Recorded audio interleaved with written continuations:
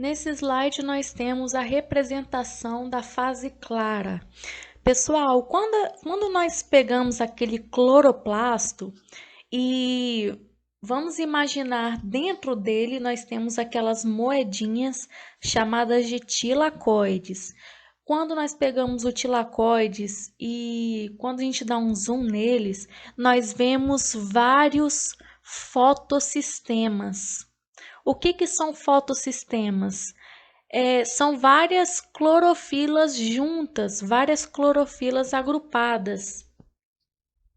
Nós temos dois fotossistemas principais. Nós temos o fotossistema 2 e temos o fotossistema 1. Então, para que servem esses fotossistemas? Eles servem basicamente para poder agrupar essas clorofilas aqui, que são aqueles pigmentos que a planta vai utilizar para fazer fotossíntese. Então, como que funciona? Dentro de cada fotossistema desse aqui, antes da gente começar, por que o primeiro é fotossistema 2 e depois é o fotossistema 1? Por causa da ordem que eles foram descobertos.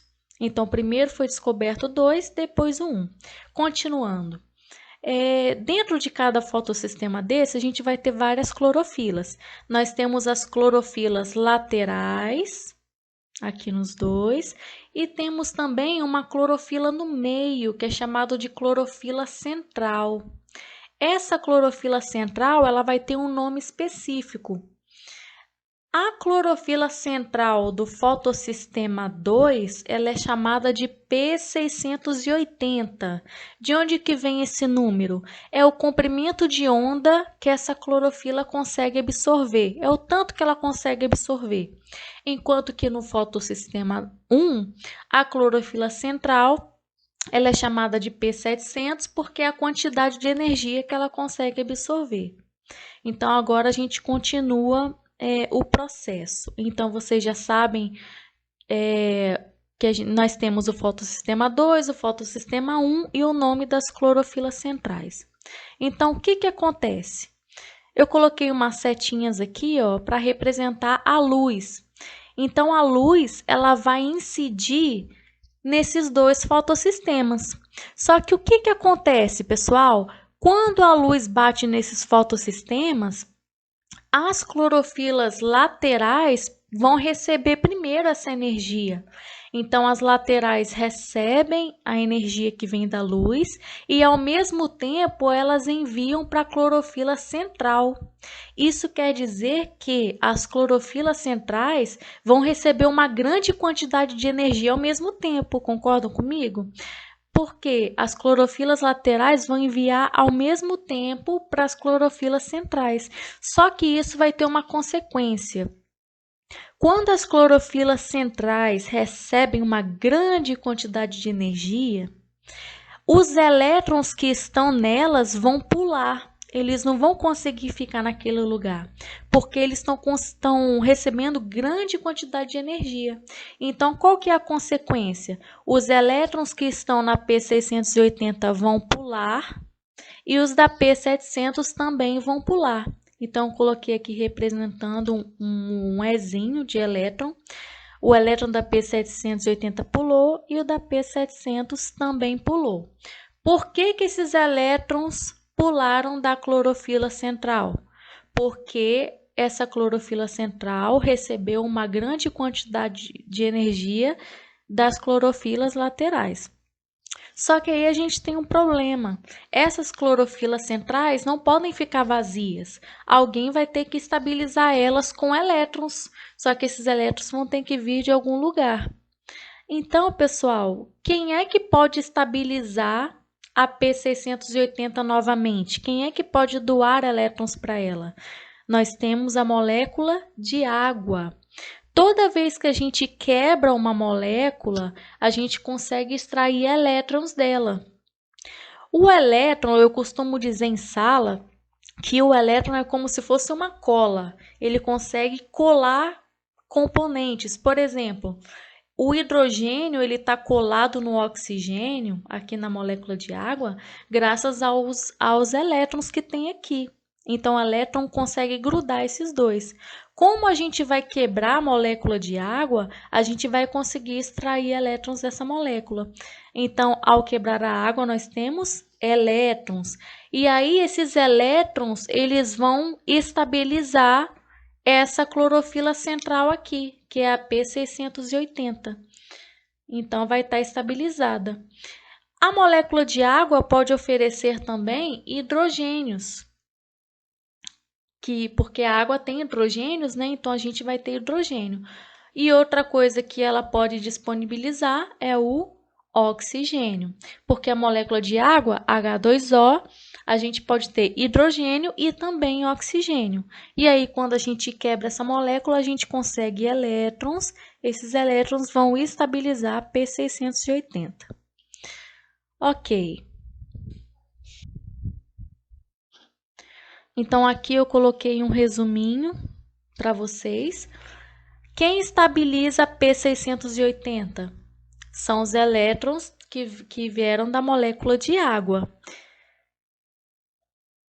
Então, aqui, ó, pessoal, além dos elétrons que vieram da molécula de água, nós temos vários hidrogênios que vão acabar se acumulando aqui. E o oxigênio, como já foi falado, ele sai do processo. Agora, se a molécula de água estabilizou a P680, né, o elétron dela estabilizou a P680, quem vai estabilizar a P700? Fica uma pergunta no ar, né? Pessoal, a P700 ela é estabilizada pelos elétrons que pularam da P680 de forma natural. Então, quando o elétron, lá no início, quando o elétron pulou da P680, ele rapidamente já estabilizou a P700. E aí, de novo, quem estabilizou a P680 quando ela estava vazia foi a quebra da molécula de água. Então, continuando o processo aqui. Como são várias moléculas de água sendo quebradas, a gente tem vários hidrogênios sendo acumulados. Só que esses hidrogênios, eles não vão ficar parados aqui. Eles vão pular para o outro lado. Mas como que isso acontece? Como que os hidrogênios que estão de um lado pulam para o outro? Pessoal, quando o elétron pula de um lugar para o outro, a energia desse pulo vai fazer com que os hidrogênios saiam de um lado e vão para o outro lado. Então, quando o elétron pula, essa energia consegue fazer o deslocamento desses hidrogênios para o outro lado. Só que esses hidrogênios que estão aqui, eles não vão ficar aqui. Eles vão entrar dentro de uma enzima, que está em cor azul aqui, que é chamada de ATP sintase. Quando esses hidrogênios entram na ATP sintase, essa enzima começa a rotacionar, começa a girar, produzindo vários ATPs, que é o primeiro componente que a gente viu lá, que a fase clara produz. Então, o ATP é produzido aqui na fase clara. E aí nós temos uma consequência. Olhem para cá. Quando o hidrogênio entra na ATP sintase, a ATP sintase produz os ATPs. E aí, o hidrogênio, quando ele passa para o outro lado, alguém vai capturar esse hidrogênio. Quem é que vai capturar? É aquele caminhãozinho que eu comentei com vocês lá no início, que é chamado de NADP. Só que tem um problema. Esse caminhãozinho, que é o NADP, ele só vai conseguir pegar esse hidrogênio se tiver uma cola para juntar os dois. E como a gente viu, quem é a cola que junta elementos? É o elétron. E da onde que eu vou tirar esse elétron para unir os dois? Pessoal, lembra que eu comentei que lá no início o elétron da P700 tinha pulado também? Que não tinha função nenhuma até então? Esse elétron que pulou aquela hora da P700 é ele que vai ser utilizado, entre aspas, como uma cola para unir o NADP com o hidrogênio, formando o NADPH. Então, o NADPH foi a segunda coisa produzida aqui na fase clara. Então, só resumindo, quais são os componentes produzidos na fase clara. Nós temos o ATP e temos também o NADPH. Esses dois vão lá para a fase escura para fazer a produção de açúcar, para auxiliar a produção de açúcar, ok?